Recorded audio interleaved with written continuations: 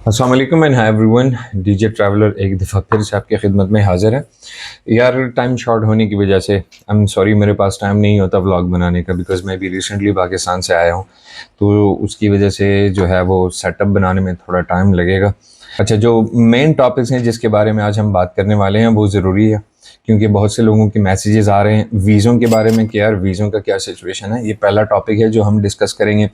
दूसरी बात ये कि जो फूड डिलीवरी राइडर्स हैं उनकी क्या सिचुएशन है, क्योंकि उनके वीज़े के वो प्रॉब्लम शुरू हो गई थी। वो कह रहे हैं, गवर्नमेंट कह रही है, गवर्नमेंट ऑफ ओमान कि भाई अब कोई भी कार राइडर जो है दिसंबर के बाद वो डिलीवरी नहीं कर सकेगा। जितनी भी राइडर्स होंगे या डिलीवरी ड्राइवर होंगे वो सारे बाइक्स पे करेंगे। तो उसकी क्या अपडेट है वो भी आपको बताएंगे। उसके अलावा कि उनके जो रेट है क्या उसमें चेंज आए हैं, कि मतलब पर डिलीवरी पहले जो पैसे मिलते थे कि अब भी उतने ही हैं, वो भी आपको बताएंगे। और उनका वीज़ा जो है वो प्रोसेस क्या है, वो कितने पैसे लेते हैं।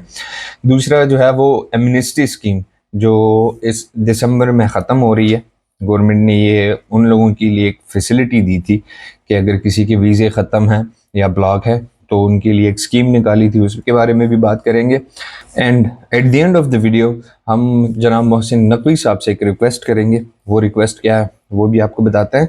तो चलिए अपने मेन टॉपिक की तरफ चलते हैं। But before of that, in case अगर आपने अभी तक चैनल को सब्सक्राइब नहीं किया तो काइंडली चैनल को सब्सक्राइब कीजिए, because it will help me a lot and I really appreciate it. तो सबसे पहले टॉपिक जो हम डिस्कस करने वाले हैं वो है कि भाई वीज़ों का क्या सीन है। मोस्टली आपके जो मैसेजेस हैं वो इसी बारे में आते हैं कि यार वीज़ों का क्या सीन है, और हम एमनेस्टी स्कीम और ये वीज़े दोनों एक साथ मिला के इसको एक्सप्लेन करेंगे। तो भाई सिंपल सी बात है, मैं तमहीद ज़्यादा नहीं बांधूंगा, ज़्यादा लंबा नहीं करूंगा इस टॉपिक को, कि वीज़े अभी फ़िलहाल बंद है। किसी भी किस्म के वीज़े बंद हैं।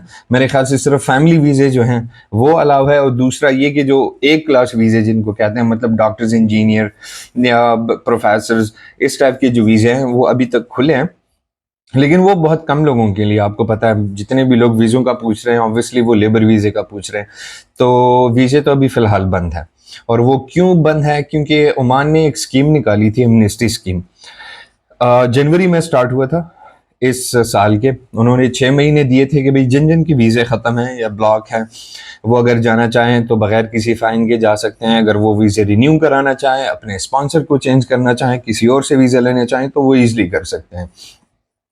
तो भाई वो एमनेस्टी स्कीम फिर 6 मंथ्स के लिए दोबारा एक्सटेंड कर दिया गया, और अभी दिसंबर में जो है वो एमनेस्टी स्कीम ख़त्म हो रही है। कि मतलब अगर किसी ने अपने वीज़े नहीं लगवाए तो काइंडली वो आप अपने वीज़े लगवा लें, या अगर आपने जाना है तो भी उसको जो है आप मतलब इस एमनेस्टी स्कीम से फ़ायदा उठा सकते हैं। इसके बाद क्या होगा वी डोंट नो, लेकिन सख्ती ज़रूर होगी। इसीलिए तकरीबन पूरा 1 साल दिया है गवर्नमेंट ऑफ ओमान ने उन लोगों के लिए जो यहाँ पर इलीगल हैं, किसी भी वजह से उनकी वीज़े ख़त्म हैं या आपके स्पॉन्सर ने आपको ब्लॉक किया हुआ है, तो आप अपने मसले मसाइल ख़त्म करके आराम से जा सकते हो।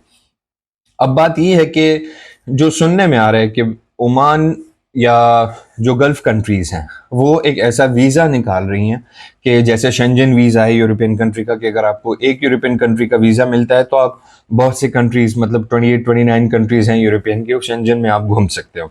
तो अब जो गल्फ कंट्रीज़ हैं वो भी एक ऐसा ही सिस्टम निकाल रही हैं कि अगर फॉर एग्जांपल मेरे पास ओमान का वीज़ा है तो मैं मतलब Qatar, Saudi, Dubai, Bahrain, Kuwait, या यही कंट्रीज़ हैं या कुछ और भी हो सकती है इसमें, तो आप उसमें जा सकते हो बगैर किसी एडिशनल वीज़ा के।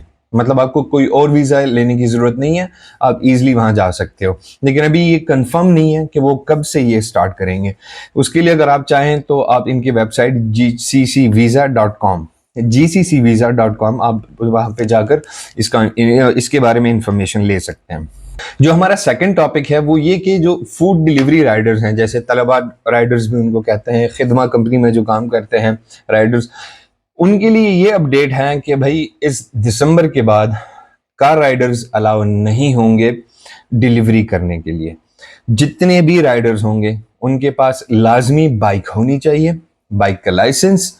उसके लिए आपको टेंशन लेने की ज़रूरत इसलिए नहीं है कि बाइक कंपनी देती है, अगर फॉर एग्जांपल मेरा वीज़ा अभी जो है वो किसी और कंपनी का है, अगर मैं चाहूँ इन कंपनीज के साथ काम करना तो मुझे अपना वीज़ा वहाँ ट्रांसफ़र करना पड़ेगा। उसके बाद फिर वो लाइसेंस लेंगे, बाइक लाइसेंस आपको जाके लेना पड़ेगा। उसके लिए कंपनी आपको वीज़ा देती है कुछ 400-450 रियाल में। हर कंपनी का अपना डिफरेंट प्रोसेस है, वो कितने पैसे चार्ज करते हैं वो उन पे डिपेंड करता है। तो वो एक साथ आपसे पैसे नहीं लेते, ठीक है, वो आपसे मंथली काटते रहते हैं, जितना वीज़े का खर्च आता है आपसे उतने ही काटते हैं। लेकिन मैंने जैसे कहा कि भाई ये हर कंपनी पे सेपरेटली जो है वो डिपेंड करता है कि वो अपने राइडर्स को कितने में वीज़ा देते हैं। बाइक आपको कंपनी प्रोवाइड करती है, फिर उसके बाद अब जाहिर सी बात है पाकिस्तान की वीजे तो बंद है, तो यहाँ जो बंदे हैं वही इस चीज के लिए अप्लाई कर सके। अब फॉर एग्जांपल एक बंदा है जिसके पास जॉब नहीं है, तो उसके लिए सबसे बेटर ऑप्शन यही है फिलहाल कि भाई वो कंपनी जो किसी भी फूड राइडर कंपनी या फूड डिलीवरी कंपनी जो है उसमें अप्लाई करें, वहां से वीजा लें, वो आपको बाइक दे देते हैं, लाइसेंस लें और काम करें। लेकिन जो ज्यादातर लोग इसमें गिला शिकवा करते हैं या जिनको प्रॉब्लम है वो ये कि जब मैं फूड डिलीवरी जॉब करता था तो जब बहुत दूर जाना पड़ता था तो उस डिलीवरी का हमें मिलता था 1 रियाल 300, 400, 1 रियाल 500 भी मिल जाते थे। अब ये है कि बाइक राइडर्स के लिए वो रेट बिल्कुल हाफ हो गई है। अगर दूर से दूर जाएंगे आप तो आपको 700 पैसे 800 पैसे पर डिलीवरी देंगे, और अगर पास के हैं तो वो तो इतने मतलब चेंज नहीं हुए, 100-200 पैसा जो है उसमें फर्क आया हुआ है, मतलब 400 से 500 पैसे वो आपको देते देते हैं अभी। तो ये एक बात है कि अगर फॉर एग्जांपल आप सोच रहे हो कि भाई मैं डिलीवरी राइडर जो है या डिलीवरी ड्राइवर का वीजा लूं, तो भाई उसमें ये है कि पहले हमें मतलब अगर 10-12 ऑर्डर करते थे तो हमारे 10-12 रियाल बन जाते थे आराम से। अब उन 10-12 रियाल के लिए आपको कम से कम 20-22 डिलीवरियां करनी पड़ती हैं, और उसमें लॉन्ग आवर्स आपको काम करना पड़ेगा। तो ये एक अपडेट है जो मैं आपको बताना चाह रहा था। इनकेस अगर मेरे माइंड से कुछ निकल गया या कोई आपके एडिशनल क्वेश्चंस हो तो आप पूछ सकते हैं। इस वीडियो को ज़्यादा लंबी नहीं करेंगे क्योंकि मैंने अभी जॉब पे जाना है। मैं 1-1.5 घंटा पहले उठा हूँ, इसीलिए कि जो मैसेजेस और जो क्वेश्चंस आ रहे थे उनको आंसर करूँ। तो हम बात करने वाले थे मोहसिन नकवी साहब से। एक गुजारिश करनी थी, रिक्वेस्ट करनी थी। अगर मैं आपको बताऊं तो आप खुद भी सर्च कर सकते हैं गूगल में कि रिसेंटली जो 2-3 सालों में पाकिस्तान से तकरीबन 29 लाख 2.9 मिलियन लोग जो है वो माइग्रेट कर गए हैं डिफरेंट कंट्रीज में। लेकिन मैं मोहसिन नकवी साहब की एक वीडियो देख रहा था उस दिन, प्रेस कॉन्फ्रेंस कर रहे थे, उसमें वो कह रहे थे कि यार एक बंदा है जो जा रहा है, उसको ड्राइवर का वीजा मिला है और उसको गाड़ी स्टार्ट करने भी नहीं आती। तो सर विदाउट ड्यू रिस्पेक्ट बात यह है कि अगर आपके पास पाकिस्तान का लाइसेंस भी हो ना और आप वहां पे चैंपियन ड्राइवर हो, तब भी आपका लाइसेंस यहाँ पे या किसी भी गल्फ कंट्री में एक्सेप्टेबल नहीं है। बाकी गल्फ कंट्रीज में जो रहते हैं वो तो अच्छी तरह बता सकते हैं। मैं ओमान में रहता हूँ तो इसलिए मैं बता सकता हूँ कि अगर आपके पास पाकिस्तान का लाइसेंस हो भी तो वो यहाँ पर एक्सेप्टेबल नहीं है। वो आप अपने बटवे में रखेंगे और दोबारा लाइसेंस के लिए अप्लाई करेंगे, आपको यहाँ से नया लाइसेंस लेना पड़ेगा। डजंट मैटर कि अगर आपके पास फॉर एग्जांपल पाकिस्तान का कोई भी लाइसेंस हो। तो खुदा का वास्ता सर, ये एक अजीब सी मिथ आपने बना ली है कि अगर किसी को ड्राइविंग नहीं आती तो वो ड्राइवर का वीज़ा कैसे ले सकता है। आप यहाँ पे ड्राइविंग तब ही कर सकते हैं जब आप यहाँ पर लाइसेंस लें। मसला नहीं है अगर आपके पास लाइसेंस है या नहीं है वो इशू नहीं है। यहाँ पर आकर आपको दोबारा लाइसेंस लेना पड़ेगा। तो पता नहीं आपने ये कौन सी गलत फहमी फैला दी है कि अगर आपके पास ड्राइवर का वीज़ा हो तो आपको ड्राइविंग आनी चाहिए लाजमी। तो वो लाजमी नहीं है सर, आपको ड्राइविंग लाइसेंस यहाँ आकर मिलता है, वहाँ नहीं। अगर आपके पास हो भी तो उसका कोई फ़ायदा नहीं है। ये आपसे एक रिक्वेस्ट है क्योंकि आप एक्सप्लेन करना ज़रूरी था। बहुत से लोगों के दिमाग में यही होगा कि अगर हम पाकिस्तान में हैं और ड्राइविंग का वीज़ा हमें मिला है और हम जा रहे हैं और लाइसेंस नहीं है तो हमारे लिए इशू होगा।